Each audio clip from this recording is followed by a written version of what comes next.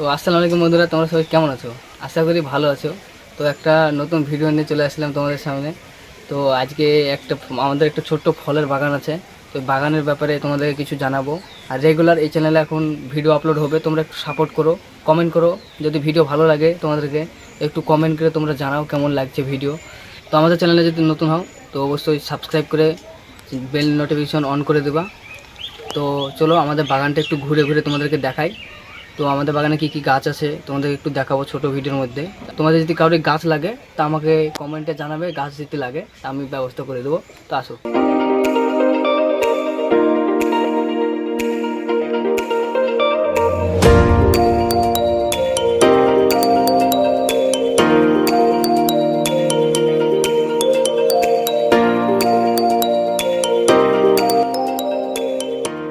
তো এটা হচ্ছে আমাদের বেদানা গাছ। বেদানা কেমন ধরেছে দেখতে পাচ্ছ, থোকা থোকা, মানে অনেক বেদানা ধরেছে আমাদের গাছে। তো বেদানাগুলো এখনও ছোটো ছোটো আছে, মোটা এখনও পুষ্ট হয়নি, এখনও পাকতে তোমার মিনিমাম 1 মাস কি 2 মাস এখনও দেরি লাগবে পাকতে। তো বেদানার বহুত ফলন এই বেদানার। তোমাদের যদি বেদানা গাছ লাগে, এরকম গাছের ফলন হবে, আমার সাথে যোগাযোগ করো, কমেন্টে জানাও আমাকে, তাই আমি ম্যানেজ করে দেবো তোমাদেরকে। তো আসো এদিকে। তো বন্ধুরা, এটা হচ্ছে লেবুর গাছ, কমলা লেবুর গাছ।